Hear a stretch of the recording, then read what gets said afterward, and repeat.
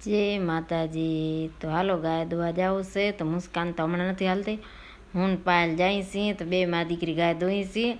એ દોવે ને હું વળી વાસળી બાંધું ને છોડું અને એ દોવેરી અને પછી પંખીડાને ચણ નાખી દઉં। કીધું આવીશું તો પાયલ ગાય દોવે છે ને હું પંખીડાને ચણ નાખી દઉં।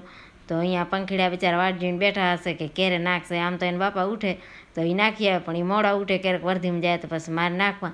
અને હવે આવે છે ઉતાવળી તો હોરૈયા કરવા પડે, આપણે હોરૈયા કરવા પડે, કેમ કે છોકરાને આંખું ના દુખે, ભલે ને મોટા થઈ જાય। તો નારિયેલ કર્યા છે, ચાયણી કરી છે, પછી ગઈ ગાય મેળવા। તો ગાય જો હરાળી કેવી છે, જ્યાં હેઠવાળો દેખશે એ બાજુ જાતી રહે, શેઠ મેળવા જવી પડે।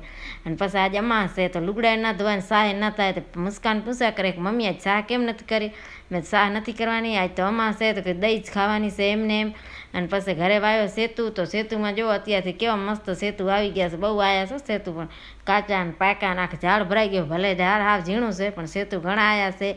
અને ચકલેનું પાણી, કૂતરેનું પાણી ને બધાનું અહીંયા રાખી દીધા છે। અને મારા અહીંયા ટીંગાડી મૂક્યા છે, છતમાંથી ટીંગાડ્યા હતા પણ બહુ અવાજ કરતા હતા અને બાપાને હુવા નથી દેતા। અને બપોર થઈ ગયો તો પાયલ ફુલાવર વટાણાનું શાક કરે છે અને એના પપ્પા કે મારે નથી ખાવો, મારે ખાવો છે દાળ।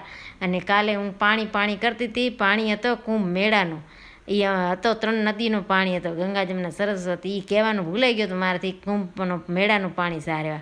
અને પછી ઉનાળો આવ્યો તો ચકલા હેરાન કરે છે, જો આખો દી આમને આમ ચણ કરશે ને પંખામાં આવી જશે ક્યાંક।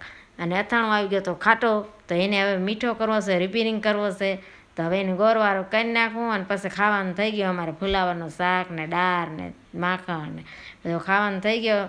અને સાંજ થઈ ગઈ તો સાંજના જો અમારા ભત્રીજાની છોકરી આવી હતી રમવા, નવા લુગડા પહેરીને આવી છે। દાદી જો તમે કેવો ફળક મસ્ત લીધો છે, હગાઈમાં ક્યાંક ગઈ હતી તો નવો ફળાક પહેરીને આવી છે, તો વળી વિડીયા બનાવે, મારો વિડીયા બનાવવા જોઈએ છે। અને પાછા એની 2 બહેનું છે, આ નનકી જોઈ લો કેમ છે, મોટીને મારે છે, એને મોટી એને મારે છે ને તો એ ખારી થઈને એને મારે છે, એવી છે અત્યારે।